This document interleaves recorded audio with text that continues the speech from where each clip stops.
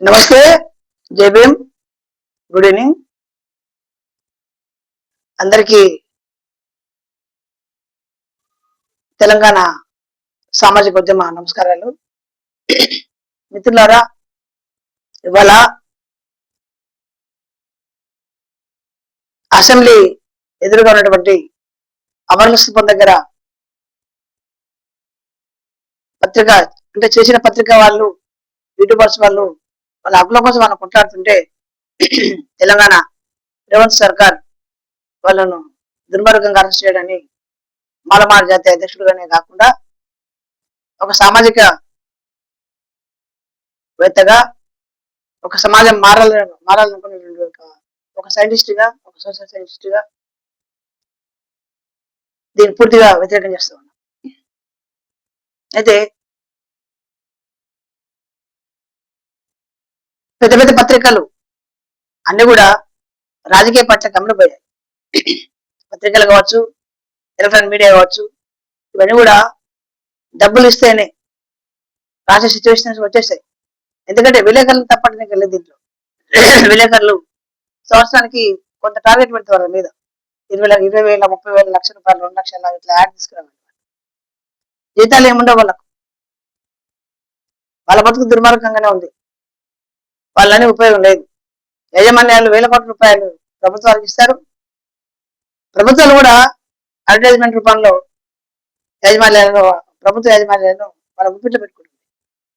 అయితే Facebook, Twitter, WhatsApp, ఆ తర్వాత యూట్యూబ్ వచ్చిన తర్వాత చాలా మంది, అనేక మంది సమాజం మీద కొత్త గొప్ప అవగాహన వాళ్ళు పాలకులు ఏదైతే తప్పు చేస్తున్నారో ఆ తప్పును ఎత్తి చూపడంలో వాళ్ళు ముందున్నారు.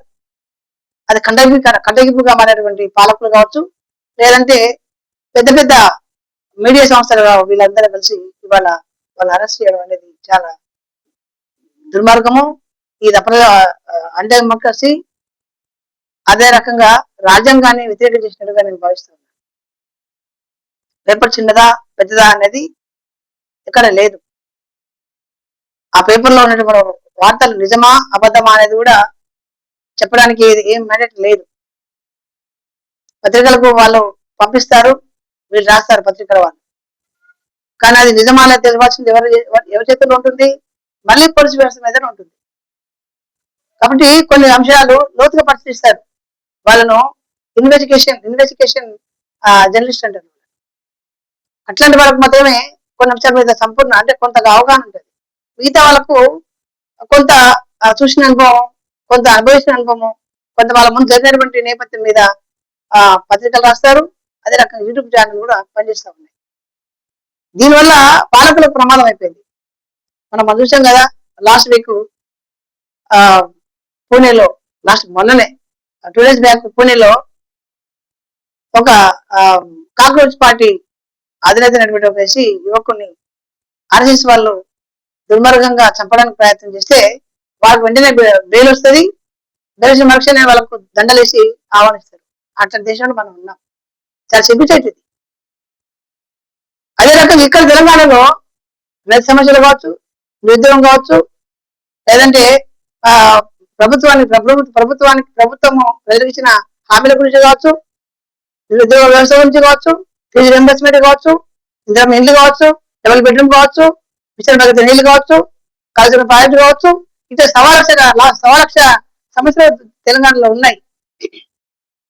జీతం ఇయ్యలేని సిచ్యువేషన్ లో తెలంగాణ ఎందుకు వెళ్ళిపోయింది అనే విషయాల్లో అనేక కోణాలు, అనేక రకాల యూట్యూబ్ ఛానల్స్ మాట్లాడుతున్నాయి, చిన్న పత్రికలు రాస్తా ఉన్నాయి. ఇదంతా కూడా రేవంత్ సర్కార్ కు కంటగింపు మారిపోయి ఇవాళ వీళ్ళను ఒక రకంగా బ్యాన్ చేయాలనేటువంటి ఒక కుట్రలో భాగమై ఇవాళ వాళ్ళ అరెస్టుగా నేను భావిస్తా ఉన్నాను. మిత్రులారా, ప్రశ్నలు ఎవడు ఆపలేడు, ప్రశ్నలు ఎవడు నిర్బంధించలేడు, ప్రశ్నలు ఎవడు కాల్చివేయలేడు, ప్రశ్నలు ఎవడు అడ్డుకోలేడు. ప్రశ్న అడిగే వ్యక్తి మీద కేసులు పెట్టవచ్చు, ప్రశ్న అడిగే వ్యక్తి మీద దాడులు చేయొచ్చు, ప్రశ్న అడిగే వ్యక్తిని చంపేయవచ్చు, ప్రశ్న అడిగే వ్యక్తిని ఇంకో రకమైనటువంటి ఉగ్రవాదులుగా, తీవ్రవాదులుగా మార్చివేయచ్చు కాక, కానీ ప్రశ్న మాత్రం ఆగదు. మిత్రులారా, ప్రజల పక్షాన్ని ఎవరైతే కొట్లాడతారో వాళ్ళ జీవితాంతం ప్రజల హృదయాల్లో ఉండిపోతారు. కాబట్టి రేవంత్ రెడ్డికి భయం పుట్టుకుంది. ఆయన ఇచ్చినటువంటి గాలి హామీల మొత్తం గాలికి వెళ్ళిపోయినాయి.